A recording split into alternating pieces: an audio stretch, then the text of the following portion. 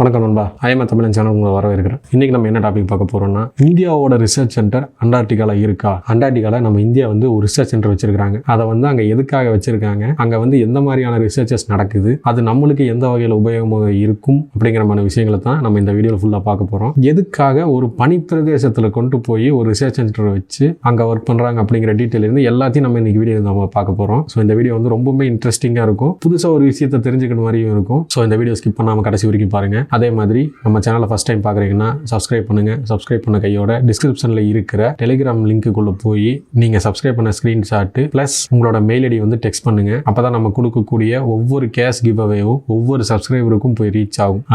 அது உங்களுக்கும் வரணும்னா நீங்கள் இந்த விஷயங்களை செய்யணும். உங்களோட சப்போர்ட்டை கொடுத்தீங்கன்னா கண்டிப்பாக அதுக்குண்டான பலன் உங்களுக்கு கிடைக்கும். ஸோ வாங்க இப்போ நம்ம வீடியோக்குள்ள போகலாம். ஃபர்ஸ்ட் நம்ம தெரிஞ்சுக்க வேண்டிய விஷயம், இந்தியா எதுக்காக அண்டார்டிகா, அதாவது இந்த உலகத்தில் இருக்கக்கூடிய 7 கண்டங்களில் அண்டார்டிகா ஒரு கண்டம். ஆனால் அந்த கண்டங்களில் மக்கள் வாழ்றதுக்கான சாத்தியக்கூறுகள் ரொம்பவுமே கம்மி. அப்படி இருக்கக்கூடிய ஒரு இடத்துல எதுக்காக நம்ம ஒரு ரிசர்ச் சென்டர் போய் அங்கே போய் பில்ட் பண்ணணும், அங்கே என்ன மாதிரியான ஒர்க்கெல்லாம் நடக்குது, அதே நேரம் அங்கே நம்மளுக்கு 1 இல்லை 3 ரிசர்ச் சென்டர்ஸ் அங்கே இருக்கு, இப்போ வரைக்கும் ஆக்டிவாக இருக்கு. அது என்னென்ன அப்படிங்கிற எல்லா விஷயத்தையும் நம்ம பார்க்க போகிறோம். ஃபர்ஸ்ட் அங்கே இருக்கக்கூடிய ரிசர்ச் சென்டர்ஸ் என்னென்ன அப்படிங்கிறத நம்ம பார்த்தலாம்.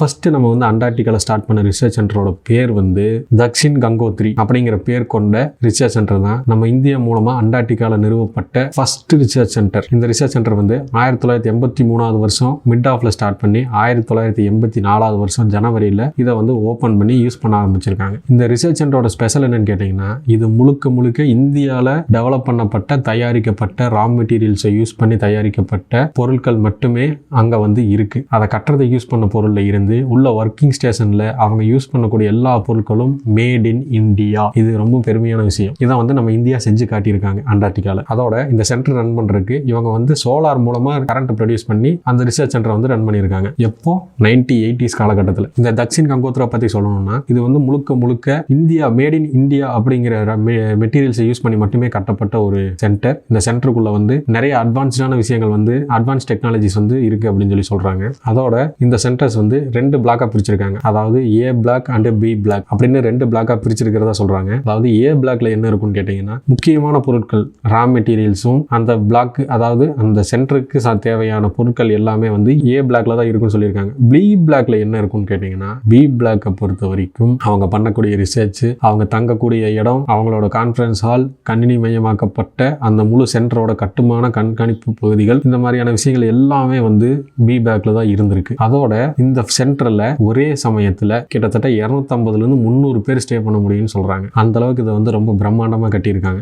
முழுக்க கணினிமயமாக்கப்பட்ட சென்டர் தான் இந்த சென்டர். எப்போ 1980s காலகட்டத்தில். நீங்க யோசிச்சு பாருங்க, 1980ஸ்லயே நம்ம இதை செஞ்சு காமிச்சிருக்கோம். இதை செஞ்சது மூலமா இந்தியா உலக அளவுல நாங்க யாருக்கும் எந்த நாட்டுக்கும் குறைச்சல் இல்லை அப்படிங்கறத நெத்திப்பொட்டில் அடிச்ச மாதிரி சொல்லியிருக்காங்க. இதை நம்மளும் தெரிஞ்சுக்கணும் அப்படிங்கறதுக்காக இந்த வீடியோ மேக் பண்ணிட்டு இருக்கிறேன். ஆனா அன்பார்ச்சுனேட்லி இந்த ஃபர்ஸ்ட் சென்டர், அதாவது தக்ஷின் கங்கோத்ரா சென்டர் 4 வருஷம் மட்டுமே செயல்பாட்டில் இருந்திருக்கு. இதை கேட்கற கொஞ்சம் கஷ்டமா தான் இருக்கும். ஏன்னா இந்த ஃபர்ஸ்ட் ரிசர்ச் சென்டர் கட்டின இடம் கொஞ்சம் தாழ்வான பகுதி, அந்த அண்டார்டிகா பகுதிகளில் கொஞ்சம் தாழ்வான பகுதி அப்படிங்கிறதுனால 1988 இருந்து 89 காலகட்டத்தில் அங்க இருந்த பனிப்பொழிவில் அந்த சென்டர் முழுமையா மூடப்பட்டுருச்சு. இதுதான் உண்மை. 4 வருஷம் மட்டுமே செயல்பட்ட இந்த சென்டர் முழுக்க பணியால மூடினதுனால இந்த சென்டர் கைவிடப்பட்டது. அதே நேரம் 1984 ஃபர்ஸ்ட் ரிசர்ச் சென்டர் ஓபன் பண்ண உடனே நம்ம இந்தியன் கவர்மெண்ட் இன்னொரு ரிசர்ச் சென்டர் அங்க இருக்கணும் அப்படிங்கறத யோசிச்சு அங்க 2வது ஒரு ரிசர்ச் சென்டர் பில்ட் பண்ண ஸ்டார்ட் பண்ணிருக்காங்க. ஃபார் தி இயர் ஆஃப் 1984ல ஸ்டார்ட் பண்ணிருக்காங்க. இந்த ஸ்டேஷனோட ஒர்க் கொஞ்சம் ஸ்லோவா தான் போயிருக்கு. இன்னும் கொஞ்சம் எக்ஸாக்டா சொல்லணும்னா 1984ல ஸ்டார்ட் பண்ண இந்த ரிசர்ச் சென்டரோட ஒர்க் 1989ல தான் கம்ப்ளீட் ஆயிருக்கு. ஃபர்ஸ்ட் சென்டர் பணியில மூழ்க போகுது அப்படின்னு தெரிஞ்ச உடனே இதோட வேலையை கொஞ்சம் ஃபாஸ்ட் பண்ணி அந்த ஒர்க் இது முடிகிற இது முழுசா இது அழியறதுக்குள்ள நம்ம இன்னொரு ரிசர்ச் சென்டர் ஸ்டார்ட் பண்ண சொல்லி எல்லா எக்யூப்மெண்ட்ஸையும் ட்ரான்ஸ்ஃபர் பண்றாங்க. பிளஸ் இன்னும் அட்வான்ஸான விஷயங்களை அங்க எக்ஸ்ட்ரா பில்ட் பண்றாங்க. And finally second research centre 1989ல ஓபன் பண்ணப்படுது. அந்த செகண்ட் ரிசர்ச் சென்டரோட பேர் மைத்ரி அப்படின்னு பேர் வச்சிருக்காங்க. ஸோ இதுலயும் அதே மாதிரி ஒரு சில அட்வான்டேஜஸ் இருக்கு. இன்னும் கொஞ்சம் எக்ஸ்ட்ராவா நிறைய ஃபியூச்சரிஸ்டிக் எக்யூப்மெண்ட்ஸை அங்க ஆட் பண்ணியிருக்காங்க. இன்ஃபேக்ட் ஃபர்ஸ்ட் ரிசர்ச் சென்டர்ல இருந்து இவங்களுக்கு தேவையான நிறைய அட்வான்ஸ்டான ஒரு எக்யூப்மெண்ட்ஸ் எல்லாத்தையுமே அவங்க ட்ரான்ஸ்ஃபர் பண்றாங்க. பிளஸ் இன்னும் அட்வான்ஸான எக்யூப்மெண்ட்ஸ் எல்லாம் அவங்க சென்டர் 2ல பில்ட் பண்ணியிருக்காங்க. அதோட 1988-89 காலகட்டத்தில் பணியில மூழ்கின ரிசர்ச் சென்டர் 1 தக்ஷின் கங்கோத்ரி இப்போ இப்போ கரண்ட்ல யூஸ் பண்ணிட்டு தான் இருக்காங்க. பட் அது ரிசர்ச் சென்டரா கிடையாது. அதுக்கு பதிலாக அண்டார்டிகாவில் இருக்கக்கூடிய ரிசர்ச் சென்டர்ஸுக்கு தேவைப்படுற பொருட்களை சப்ளை பண்ணக்கூடிய சப்ளை ஸ்டேஷனாக அதை வந்து ரன் பண்ணிட்டு இருக்காங்க. ஸோ இந்த மாதிரி இந்தியா வந்து அங்கே 2 ரிசர்ச் சென்டர் பில்ட் பண்ணியிருக்காங்க. 2 பில்ட் பண்ணதுக்கு அப்புறமா 3வது இன்னொரு ஸ்டேஷன் தேவை, அதாவது permanent research centre for India அப்படிங்கிறது தேவை. அப்படிங்கிறதுக்காக 2012 கிட்டத்தட்ட 230 கோடி வந்து ஸ்பெண்ட் பண்ணி தான் இப்போ இருக்கிற permanent research centre for Antarctica அப்படிங்கிறத அங்கே வந்து பில்ட் பண்ணியிருக்காங்க. இதில் வந்து இன்னும் நிறைய அட்வான்ஸ்டான எக்யூப்மெண்ட்ஸ் பிளஸ் டெக்னீஷியன்ஸ் டெக்னாலஜிஸ் அங்கே வந்து யூஸ் பண்ணிட்டு இருக்காங்க. இந்த 3வது பர்மனன்ட் ஸ்டேஷனோட பேரு பாரதி. இப்போ வந்து நம்ம இந்தியாவோட ரிசர்ச் சென்டரான 3 ரிசர்ச் சென்டர் பில்ட் பண்ணியிருக்காங்க அப்படிங்கிற விஷயத்தை வந்து நம்ம ஃபுல்லாக பார்த்துட்டோம். இப்போ அங்கே என்ன மாதிரியான ரிசர்ச்சஸ் வந்து அங்கே நடக்குதுங்கிறத பற்றி நம்ம பார்க்க போகிறோம். அண்டார்டிகாவில் இருக்கக்கூடிய ரிசர்ச் சென்டர், இந்தியன் ரிசர்ச் சென்டரில் நடக்கக்கூடிய ஆய்வுகள் என்னென்னு கேட்டிங்கன்னா, ISRO இருக்கு பார்த்தீங்களா, அந்த ISROக்கு மெயின் வந்து இதுதான். அந்த சேட்டலைட் மூலமாக வர தகவல்களை இது வழியாக தான், அதாவது அண்டார்டிகாவில் இருக்கக்கூடிய ரிசர்ச் சென்டர் மூலமாக தான் தகவல்கள் வந்து பரிமாறப்படுது, டேட்டாஸை வந்து டிரான்ஸ்ஃபர் பண்ணிக்கிறாங்க. அதே நேரம் இந்தியா சம்பந்தப்பட்ட புவியியல் ஆராய்ச்சிகளுக்கு டேட்டாஸ்ல இருந்து எல்லாமே வந்து அண்டார்டிகாவில் தான் வந்து கம்ப்ளீட்டாக ஸ்டடி பண்ணிட்டு இருக்காங்க. இன்ஃபேக்ட் இந்தியா சம்பந்தப்பட்ட ஒர்க் மட்டும் கிடையாது, உலக அளவில் கண்டங்கள் வெடிக்கிறது அது சம்பந்தமான ஆராய்ச்சிகளும் அங்கதான் நடக்குது. கடல் சார்ந்த ஆய்வுகளும் அங்கே அதிகமாக நடக்குது. இது எல்லா டேட்டாஸும் நம்ம தான் வந்து பண்ணிட்டு இருக்கிறோம். இன்ஃபேக்ட் அண்டார்டிகாவில் 12 கண்ட்ரிஸ் வந்து அவங்க ரிசர்ச் சென்டர்ஸை பில்ட் பண்ணி ஒர்க் பண்ணிட்டு தான் இருக்காங்க. பட் இதுல ஸ்பெஷல் என்னன்னா, இந்தியாவோட ரிசர்ச் சென்டர்ல இந்தியன்ஸ் மட்டும்தான் வந்து ரிசர்ச் பண்றாங்க அப்படிங்கிறது கிடையாது. நம்மளோட ரிசர்ச் சென்டர்ல இந்த உலகத்தில் இருக்கிற எல்லா நாட்டு